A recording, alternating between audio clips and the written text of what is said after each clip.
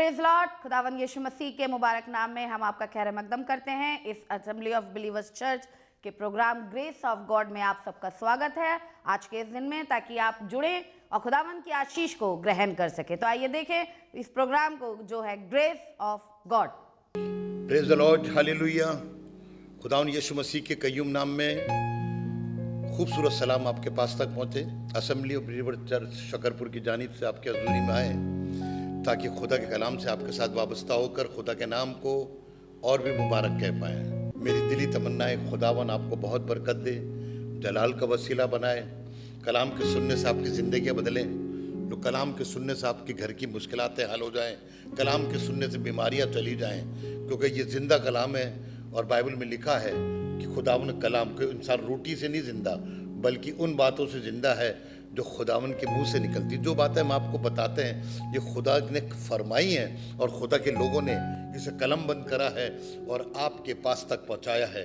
Bible में लिखा है 2 कुरिन्थियों उसका 13 बाब और उसकी 5वीं आयत में ऐसा लिखा है, तुम अपने आप को आजमाओ।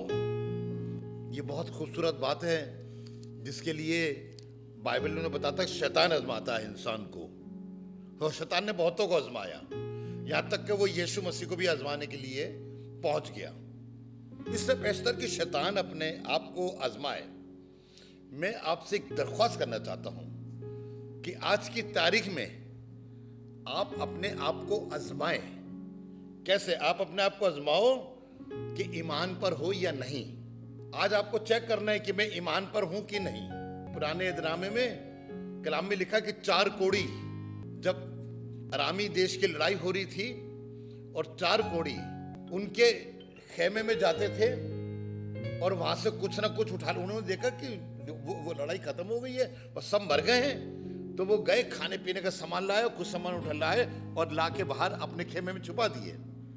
जब वो कई बार कर चुके तो उन्होंने एकदम याद आया कि भाई हम गलती कर रहे हैं, अगर ये खबर हम सुबह तक राजा को नहीं पहुंचाएंगे तो उसका गुस्सा झेलना पड़ेगा। अब उन्हें याद आया कि यार हमारा ईमान तो ये कहता है कि हम ये सारी बातें राजों को बताएं, और उन्होंने यही करा। यही आज मैं आपसे चाहता हूं। खुदावन आपकी जिंदगी चाहता है कि आज आपकी सुबह अपने और अपने खानदान के साथ देखिए कि आप ईमान में है कि नहीं। कुरनेलियस जब तक ईमान में नहीं आया तो बाइबल में लिखा कि फरिश्ता उसके पास नहीं गया और पतरस एक दिन भी उसके पास नहीं गया। देखिएगा जरा, जिस दिन कुरनेलियस ईमान में मजबूत हो गया, और आपको मालूम होना चाहिए कि कुरनेलियस ईमान में कैसे मजबूत हुआ। जब ये वो सूबेदार है जो इतालवी पलटन का सरदार है, यीशु मसीह की आंखों के सामने सलीब पे टांगा गया। जब यीशु मसीह ने बड़ी ऊंची आवाज में देकर अपनी जान दी तो वहां पे यही शख्स कह रहा था सचमुच ये खुदा का बेटा है। और कुरनेलियस को अपने ईमान में, अगर आप चाहते हैं कि आप ईमान में बने रहें तो देखिएगा रसूलों के अमाल में जब आप 10वां अध्याय निकालते कुरनेलियस के लिए, तो खुदा के बंदे लूका ने बड़े तजुर्बे के साथ, बड़ी जानफशानी के साथ इस बात को लिखा कुरनेलियस के लिए।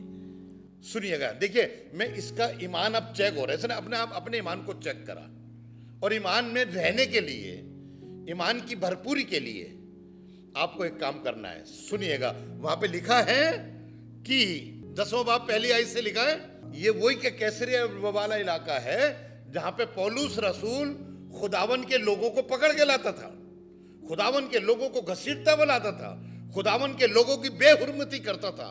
और वो लिखा वही कैसरिया के जगह वो उस पलटन का सूबेदार था जो, अब आप ध्यान सुनिएगा, यीशु मसीह को जब गलगुत्ता की पहाड़ी पर खोपड़ी की जगह पर सलीब पे लटका गया तो इतालवी पलटन को ये इख्तियार दिया गया था, तुम ये काम करोगे।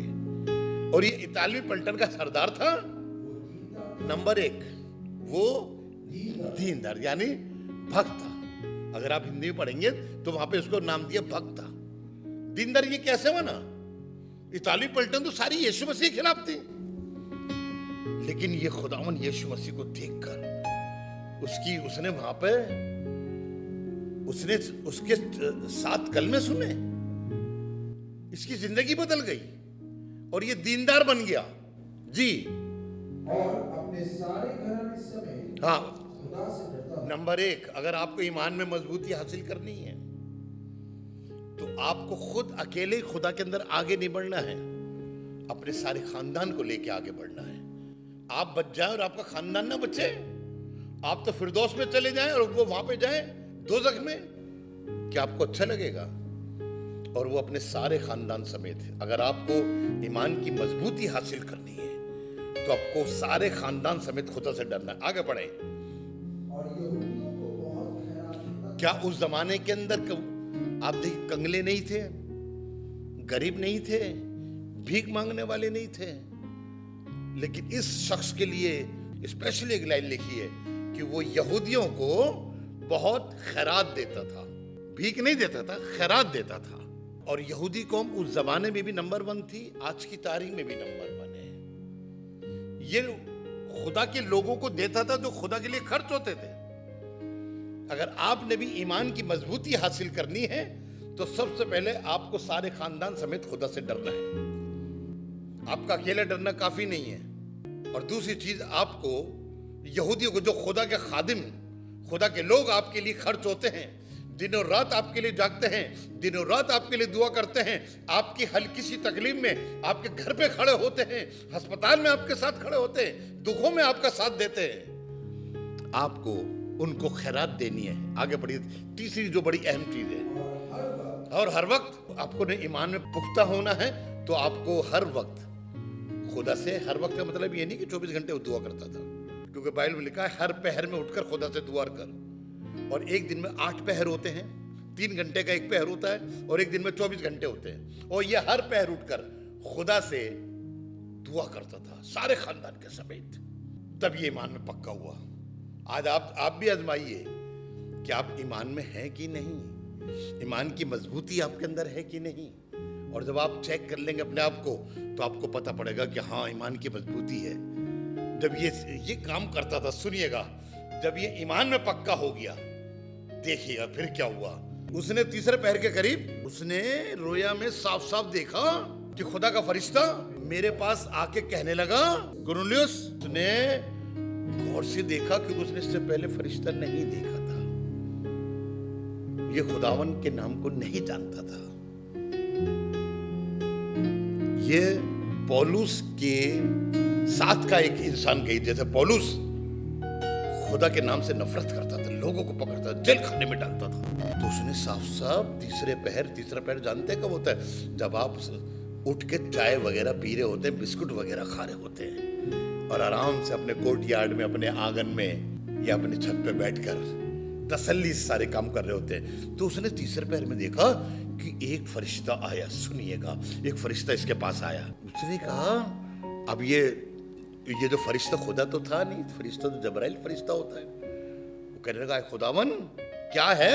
अब फरिश्ते ने, जब इसने पूछा, अब इसने तो, इसके हाव भाव चेंज हो गए होंगे कि आए खुदावन क्या हुआ, क्या है? तो उसने कहा, तेरी दुआएं और तेरे खैरात, 2 चीजें। खुदा की हजूरी में 2 चीजें याद की जाती हैं। नंबर 1 खैरात, दुआ का नाम बाद में आया है, पहले खुदा को देना सीखिए, फिर दुआ में मांगना सीखिए। जब तक आप खुदा को देंगे नहीं, खुदावन आपको कैसे देगा? क्योंकि बाइबल में लिखा, पहले तुम मेरे पास आओ तो मैं तुम्हारे पास आऊंगा। तो उस खुदा के पास पहले जाने का मौका है कि अपनी सारी चीजों में से खुदा को देना शुरू करें, फिर उसके बाद बैठ के दुआ करें।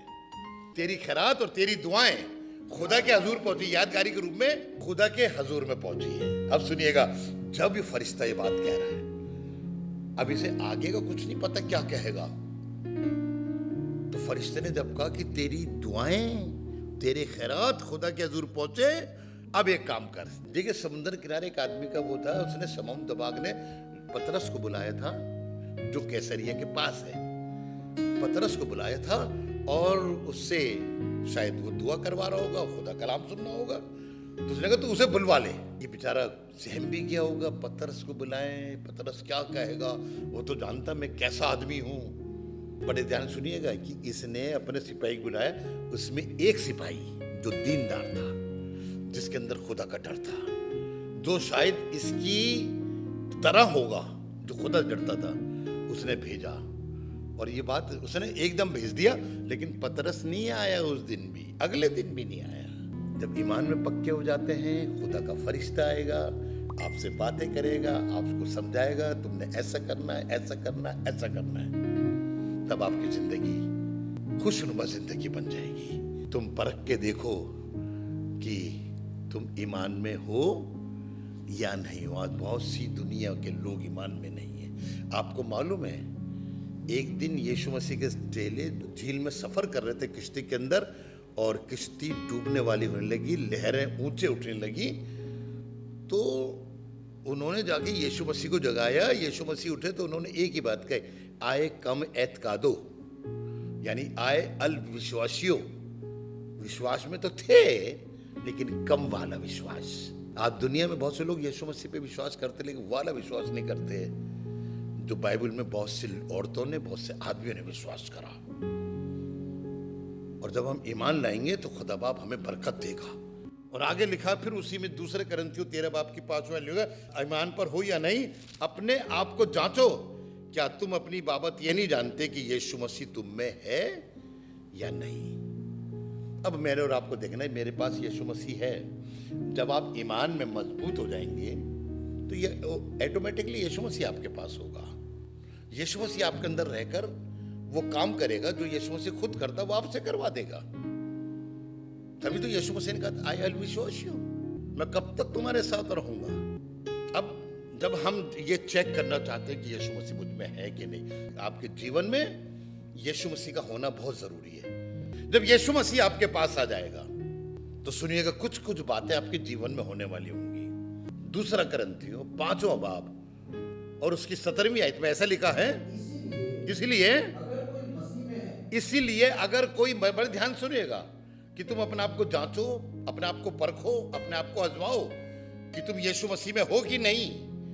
इसलिए अगर कोई यीशु मसीह में है तो वो नई जिंदगी है। कैसी जिंदगी है? तुम नए मखलूक बन जाओगे। आप जानते हैं मखलूक किसे कहते हैं? ये सारी जिंदगानी, ये सब नई हो जाएगी। आपने देखा होगा और देख भी रहे हैं, पहले घर कैसे वाले थे, लोगों ने अब तोड़ तोड़ के उनको नया घर बनाया। अब लोग उनके घरों को देखते हैं, कहते हैं यार पहले तो ऐसा नहीं था, बिल्कुल नया बन गया, उसका स्टाइल चेंज हो गया। अब इसी तरह जब हम मसीह में आ जाएंगे तो लिखा है, जब मसीह में आ जाएंगे तो लिखा है, इसीलिए अगर तुम यीशु मसीह में हो तो नया मखलूक हो। सारी पुरानी चीजें आपकी पुरानी चीजें, हमने अपने घर में से पुरानी चीजें निकाली थी, पुराना सोफा, पुराने बेड, पुराने पंखे, ये सब बदल दिए। लेकिन जब आप मसीह यीशु में आए तो आपने पुरानी चीजों को बदला। गुस्सा करना, कहर करना, लोगों को दुख देना, ये सब पुरानी चीजें हैं। जब आपने यीशु मसीह तुम्हारे अंदर आ गया तो तुम्हारा गुस्सा खत्म हो जाना चाहिए, गलत चीजें निकल जानी चाहिए। क्योंकि जब तक आपके जीवन में ये बातें रहेंगी तो आप नए नहीं हुए हैं। यीशु मसीह आपके पास नहीं आया, आपको धोखा हो रहा है कि यीशु मसीह मेरे अंदर है। खुदा उन कलाम आपको सिखाना मांग रहा है, खुदा कलाम आपको बताना मांग रहा है कि सारी पुरानी चीजें जाती रही, अब देखो वो सब नई हो गई है। अब खुदावन यीशु मसीह को अपनाना है। अब कैसे अपनाते किसी चीज को? तो रोमियो की कलीसिया को खुदा का बंदा पौलुस लिख रहा है 13 बाब और उसकी 14वीं आयत में, जब आप यीशु मसीह को पहन लेंगे तो आप जिस्म की ख्वाहिशों को पूरा करने की कोशिश नहीं करेंगे। आज लोग जो अपने शरीर की आजमाइशों में मैं उन्हें पकड़ रखा है। देखिएगा आज इंसान के सामने, आज जवान बच्चों के सामने शरीर की आजमाइशें बहुत है, शरीर की लालसाएं बहुत है, क्योंकि अभी तक उन्होंने पुरानी जिंदगी को उतारा नहीं है। वो तो जवान बच्चे हैं, बड़े लोगों ने अभी तक पुराने कहते हैं, हम तो 7 पुश्ते हमारी क्रिश्चियन है, लेकिन उनमें ये चीजें देखनी पड़ती जो कि पुरानी है। देखिए मैं आपको बताता हूँ आपकी पुरानी इंसानियत क्या है। इफ्सियों का खत निकालिएगा, उसका 4था बाब निकालिएगा और उसकी 31वीं आयत को पढ़िएगा। नंबर 1, आपका बाइबल बताती है ऐसा मिजाज रखो जैसे यीशु मसीह का था। पुरानी इंसानियत हमारे अंदर तलख मिजाज, तलख माने बड़ा कड़वा, बड़ा गलत किस्म का मजाक, जो लोगों को अच्छा नहीं लगता। यार ये आदमी कैसे है, हम इससे क्या कह रहे हैं और ये क्या बोल रहा है, जवाब बड़ा उल्टा देता है, ये जवाब बड़े वैसे करता है, बहुत भैया कड़वा बोलता है ये। तो खुदा कलाम बता रहा है अगर आप यीशु मसीह में हैं तो पुरानी चीजों को अलविदा करिए, इन्हें बाय बाय करिए, टाटा बाय बाय, जाओ मेरे पास से। आपको याद आ रहा है यीशु मसीह ने क्या कहा था उस अमीर आदमी से? अपनी सारी चीजों को खैरात कर दे तो देखो देख आसमान पे खजाना मिलेगा, सारी चीजें खैरात कर दे। वो नहीं कर पाया। यही तो चीज खैरात करने के लिए कहा था। जो पुरानी जिंदगी में और तलख मिजाजी के बाद कहर, मालूम कहर किसे कहते हैं? खुदाम का कहर आपने देखा सदूम और अमूरा वाला? खुदाम का कहर आपने देखा नूह के जमाने में? खुदा का कहर आपने देखा कि जब वो बुर्ज गिरा और बहुत से यहूदी उसके अंदर लहूलुहान हो गए? और आज की तारीख में आप देखें ना खुद कहर, ये तो खुदा का कहर है। आप हम लोग भी कहर करते हैं उन लोगों पे जो हमें अच्छे नहीं लगते, वो लोग जो हमें तंग करते हैं। तलख मिजाजी, कहर, हाँ गुस्सा। ये गुस्सा बहुत जल्दी आता है। बाइबल बताती है कि अपने अंदर से हर प्रकार के गुस्से को बाहर निकाल दो। कलाम बताता है खुदा बाप भी गुस्सा करता है लेकिन थोड़े पल का, वो हमेशा गुस्सा नहीं रहता। गुस्सा आता है उसे, ऐसी क्यों कहा कि उनको जो गुस्सा नहीं आया? आपको देखिए ये यीशु मसीह को गुस्सा है, पतरस से कहने लगा आज शैतान मेरे सामने से दूर हो। यही तो लाइन बोली थी कि आज शैतान मेरे पास से दूर हो। लेकिन देखिए वो गुस्सा कैसे खत्म हुआ? अब उसने उन लोगों से कहा जो उसे देखने आए थे कि जाके पतरस से कह दो मैं उससे पहले गलील को मिलूंगा। अरे पतरस ने तो ऐसी बातें करी, खुदा ने उसे शैतान में कह दिया था। लेकिन हमारा गुस्सा बना रहता है। आज भाई भाइयों में गुस्सा है, आज माँ बाप और बच्चों में गुस्सा है। बच्चे गुस्सा होकर चला गया, वापिस ही नहीं आ रहा। भाई भाई गुस्सा है, अदालत में खड़े हैं, उनका गुस्सा खत्म नहीं हो रहा। कहेंगे जब तक जेल खाने में नहीं डरवा दूंगा मैं मानूंगा नहीं। लेकिन खुदा कलाम बता रहा है जब आप नई जिंदगी पहन लोगे, नई इंसानियत पहन लोगे, तो ये पुरानी इंसानियत वाला गुस्सा जो आदम के जमाने से चला आ रहा है, मेरे और आपके अंदर आदम के तो खून है, और यही आदम का खून हमसे तलख मिजाजी कराता है। यही आदम का खून हमसे कहर करवाता है। यही आदम का खून हमें गुस्सा दिलवाता है। और जब गुस्सा दिलाता तो हम बाप को बाप नहीं समझते, माँ को माँ नहीं समझते, भाई को भाई नहीं, बहन को बहन नहीं समझते हैं। गुस्सा और शोरगुल। और देखिए पुरानी इंसानियत शोर में और गुल में बहुत मशगूल रहती है। आप देखिए अब जहां भी पार्टी हो रही है डीजे चल रहा है, ये शोरगुल है। पूरी बाइबल में डीजे एक जगह चला था, और जहां डीजे चला था खुदा ने सबको मार दिया था। आपको याद आएगा जब खुदा का बंदा मूसा पहाड़ पर खुदा के साथ बातचीत कर रहा था, और खुदा उसे 2 तख्तियां लिख के दे रहा था 10 हुक्म की। तो नीचे लोगों ने हारून से बछड़ा बनवाया, और जब बछड़ा बन गया तो उसके आगे नाच रहे थे, लड़कियां नाच रही थी, लड़के नाच रहे थे, शोर और गुल। देखिए इतना शोर और गुल था। आसमान से खुदा ने कहा ये शोर कहां से आ रहा है? उसने मूसा से कहा जाके देख तेरे लोग क्या कर रहे हैं। ये पुरानी इंसानियत वाला शोरगुल है। और जब खुदा गुस्सा आया तो खुदा ने सबको मारना शुरू कर दिया। तभी तो वो दोबारा भाग के गया था, हाय खुदा इन लोगों से बहुत बड़ा गुनाह हुआ, तू इन्हें माफ कर दे। नहीं माफ करता तो मेरा इनाम किताब हयात से काट दे। ये जो शोरगुल है ये पुरानी इंसानियत का है, इसलिए हम अपने लोगों को सिखाते आ रहे हैं। और बदगोई माने हर प्रकार की बुरी बातें जो हम दूसरों के लिए अपने दिल में रखते हैं। ये दिल एक ऐसा स्टोर हो जाता है, इसमें दूसरों के लिए बुरी बातें होती हैं। वो कैसी है, वो कैसा है, ये क्या करते हैं, ये क्या करते हैं। नहीं, ये बदगोई वाली बातें हमारे अंदर नहीं हो। समय तुमसे दूर की जाए। जब आपने मसीह को पहन लिया है तो ये चीजें अभी तक आपके अंदर क्यों बनी है? इसके माने आपने अभी तक यीशु मसीह को अपनाया ही नहीं है। जब आप नई कमीज पहन लेते हैं, नए सूट पहन लेते हैं, तो पुराने सूट पे नहीं, पुरानी कमीज पे नहीं पहनते हैं। पहले उसको उतार के एक किनारे रखते हैं। अगर आपने यीशु मसीह को पहनना है तो आदम को तो उतारना है आपने। अगर आप चाहते हैं आदम और यीशु मसीह एक साथ रहे, ये तो हो ही नहीं सकता, क्योंकि बाइबल में लिखा है नया दाखमधु पुरानी मशकों में नहीं भरा जाता। यीशु मसीह तमसील दे रहे थे ये 90 बाब में मती के, नई दाखमधु पुराने मशकों में नहीं भरा जाता। अगर भरेंगे तो मशकें फट जाएंगी, क्योंकि नए दाग मधु में वो जोश होता है, वो जबरदस्त बात होती है ताश की कि जब वो उफन करती है तो पुरानी मशकें फट जाती है, लिखा है, और दाग मधु बर्बाद हो जाएगा। इसी तरह जब आप यीशु मसीह को पहनने की कोशिश करेंगे, लेकिन किस पे पहनने? पुरानी चीजों पे, तो पुरानी चीज तो बेकार हो जाएगी और वो नई चीज बेकार हो जाएगी, क्योंकि बाइबल बताती है नए कपड़े का पेबंद पुराने कपड़े पे नहीं लगाते। आप नई इंसानियत को पुराने के ऊपर पहनने की कोशिश करें, पहले आपने उतारा नहीं है। हाँ पहनी है, लेकिन पहले उसे उतार तो दीजिए। तभी तो बाइबल में लिखा है जो यीशु मसीह को पहन लेता है वो जिस्म की ख्वाहिशों को कभी पूरा नहीं करता है। गलती यही आज बहुत से लोग यीशु मसीह को जानते हैं, लंबी लंबी सलीबें टाक लेते हैं, लेकिन उन्होंने ये चीजें अपने दिमाग से नहीं निकाली है। उन्होंने बदगोई को नहीं छोड़ा है, उन्होंने बुराई को नहीं छोड़ा है, उन्होंने तलख मिजाजी को नहीं छोड़ा है, उन्होंने कहर को नहीं छोड़ा है, उन्होंने गुस्सों को नहीं छोड़ा है। काश हम इन सब चीजों में अव्वल दर्जा हासिल करें और इन चीजों को अपने जीवन से अलविदा कर दें और नई इंसानियत को पहन लें। आगे बढ़िए, इसकी 32वीं आयत नंबर 1। जब नई इंसानियत आती है तो क्या करते हैं फिर? एक दूसरे पर। यीशु मसीह ने इस दुनिया में रहते हुए सिर्फ अच्छों पे ही मेहरबानी नहीं करी, और साफ कहा डॉक्टर अच्छों के लिए नहीं आता है, हकीम अच्छों के लिए नहीं आया, हकीम तो बीमार के लिए आया। मैं भी इसलिए आया हूं कि जो गुनहगार हैं, जिनसे दुनिया नफरत करती है, इनको खुदा की मोहब्बत दिखा सकूं।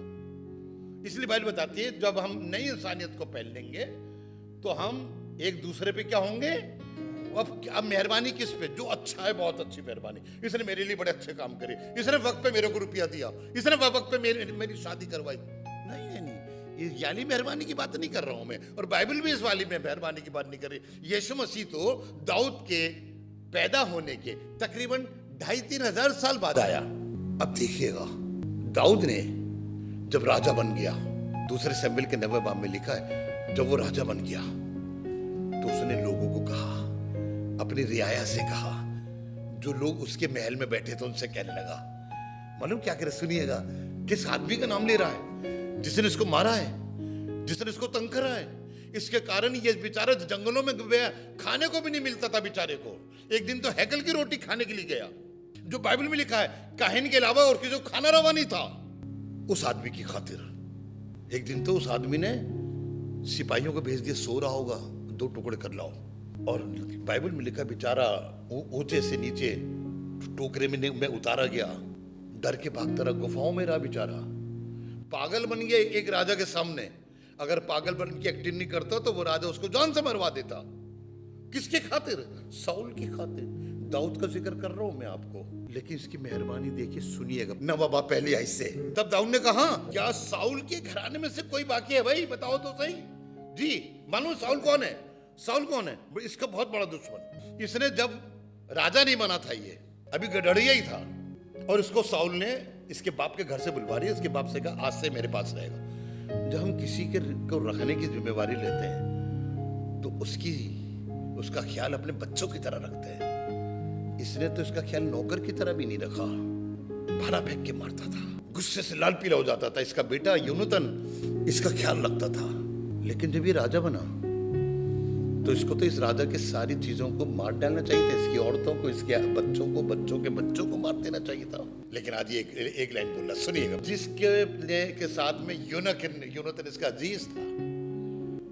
आप अजीज कौन है? पहले सोच तो लीजिए। मैं और आप तो आज ये कह सकते हैं, मैं यीशु मसीह खातिर इसके ऊपर मेहरबानी करूं। यूनतन का नाम इसलिए लिया कि ये यूनतन से अपने से ज्यादा मोहब्बत करता था, और यूनतन भी इससे इतनी मोहब्बत करता था। यूनतन ने बहुत बार इसको अपने बाप के हाथ से बचाया। आज कह रहा कि मैं भैया मेहरबानी करना चाहता हूं। आज वक्त आ गया कि मैं उसकी मेहरबानी का कर्ज अदा कर दूं। कलाम बताता है, जब उसने कहा कोई है साउल के खानदान में जिसमें यूनतन की खातिर मेहरबानी करूं, एक ने जवाब दिया, सुनिएगा। हाँ लिखा, लोगों ने चिल्लाया, हाँ राजा साहब याद आ गया, एक आदमी मिलता हमें, उसका नाम जीबा है, और हिंदी में से शिवा लिखा है कि एक है जीबा। दाऊद भी जानता था। तभी तो उसने कहा, बुलाओ। जीबा को बुलाया गया। जीबा बेचारा डरता कांपता हुआ आया, क्योंकि ये तो साउल के खानदान में काम करता था। आज उसने कहा आज मेरा भी आखिरी दिन आ गया। देखिए जब ये आया डरता हुआ कांपता हुआ दाऊद के सामने, तो कुछ दाऊद ने इससे पूछा, क्या पूछा? हम भैया और कोई बातें कर लो इससे। और कहता जीवत तू कैसा है, सब ठीक ठाक है? नहीं नहीं, इसने अपने दुश्मन के साथ मेहरबानी करना बेहतर समझा। तभी तो यीशु मसीह ने कहा था अगर तेरा दुश्मन तेरे घर पे आ जाए तो सिर्फ उसके लिए दुआ मत करना, खाना खिलाना बिठा के। आज की तारीख में हो सकता है क्या ये? आज दो भाई झगड़ा करते हैं, एक दूसरे का मुंह नहीं देखना चाहते हैं। आज दो खानदानों में झगड़ा है और दोनों खानदान एक दूसरे से खुश नहीं है। लेकिन दाऊद से सबक सीखिए, वो मेहरबानी कर रहा है। कहने लगे कोई बचा भाई, कोई बचा, बता तो सही जी। सीबा ने बादशाह से कहा, हाँ योनातान का एक बेटा रह हाँ गया है, जो लंगड़ा है। जो लंगड़ा है बादशाह ने उससे पूछा, वो कहां पर है भाई? हाँ सीबा ने बादशाह को जवाब हाँ दिया, देख वो लूदबार में अमीएल के बेटे मकील के घर में। अमीएल के बेटे मकील में, मान लो लूदबार क्या, रेगिस्तान वाली जगह जहां पर रेत ही रेत बहती थी। मिकेल की जगह पे है, इसके घर में रहा अमीएल के बेटे के साथ, क्योंकि छुपा के रखा था कि उस रेगिस्तान में तो कोई आएगा ही नहीं। अब सुनिए, और शाऊल के बेटे योनातान का बेटा हाँ मफीबोशेत हाँ दाऊद के पास लाया गया हाँ हाँ।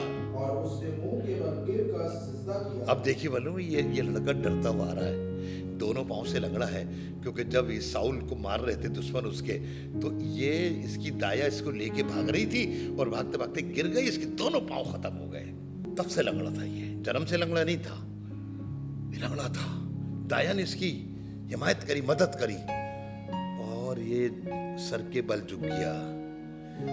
किसके आगे? दाऊद के आगे। शायद ये भी जानता था मेरा दादा इससे बड़ी नफरत करता है। आज ये दाऊद के आगे झुक गया और कहने लगा, सुनिएगा, हाँ जरूर तेरे पे मैं आज मेहरबानी, आज मैं और आप भी कह सकते हैं यीशु मसीह की खातिर मैं तेरे पे मेहरबानी करूंगा। चाहे तूने मेरे साथ कितना बुरा करा, मैं यीशु मसीह के पास आ गया हूं। आज मेरे पास यीशु मसीह है, मैं तुझ पर मेहरबानी करूंगा। खुदा वो बरकत देगा। आइए मैं आपके लिए दुआ करूं ताकि आज आपकी जिंदगी बदले और आपके अंदर से मसीह दिखे। आप ना देखें आपका क्या नाम है, I don't know, you are Jacob, you are Benjamin, you are Newton, you are Joseph, so and so, लेकिन आपके अंदर से यीशु मसीह दिखे। खुदा बाप आपको बरकत दे। आइए दुआ करें। खुदा बाप हम तेरे शुक्रगुजार हैं कि तूने आज हमसे बातचीत करी है और हमें सिखाया है कि हम यीशु मसीह को पहन लें ताकि यीशु मसीह जैसे हम दिखे। क्योंकि पौलुस ने हमको चिता दिया कि गौर से देखो कि तुम्हारे अंदर मसीह है कि नहीं, और हम चाहते हैं मसीह हमारे अंदर से दिखे, हमारी बोली से यीशु मसीह दिखे, हमारे चाल चलन से यीशु मसीह दिखे, ताकि लोग आप पर ईमान लाए, हमारे जरिए से यीशु मसीह का राज्य बढ़े। हम बहुत से लोगों को तेरे पीछे लाने वाले बने। यीशु मसीह जितनों ने कलाम सुना है इनको अपने पीछे चला। किसी इंसान को महिमा न मिले, किसी बच्चे को महिमा न मिले, यीशु मसीह तुझे महिमा मिले, ताकि तू बड़े खुदावन, हम घटे और आपकी मर्जी हम सबसे पूरी हो। सबको यीशु मसीह तू अपना जैसा बना दे ताकि तेरा नाम जलाल पाए। यीशु मसीह के नाम से मांगते हैं, आमीन आमीन। खुदा आपको बरकत दे। Praise the Lord. उम्मीद है कि आज आपने जरूर बरकत को हासिल किया होगा और खुदावंद ने आपको आशीष दी होगी। हम चाहेंगे कि आप हमसे संपर्क करें। अगर आप किसी भी तरीके की सहायता करना चाहते हैं, दुआएं हैं आपके पास, प्रार्थनाएं हैं, तो ज़रूर आप हमसे संपर्क करें। हमारा पता और हमारे नंबर्स आपके पास पहुंच चुके हैं। आप इनके द्वारा हमसे कांटेक्ट कर सकते हैं ताकि हम दुआओं में और आपके साथ मिलकर खुदावंद की महिमा में आगे बढ़ सके। Praise the Lord. खुदा आप सबको बहुत आशीष दे। हमारा एड्रेस है assembly of believers church, S410 street number 11, school block, Shakarpur, Delhi 110092।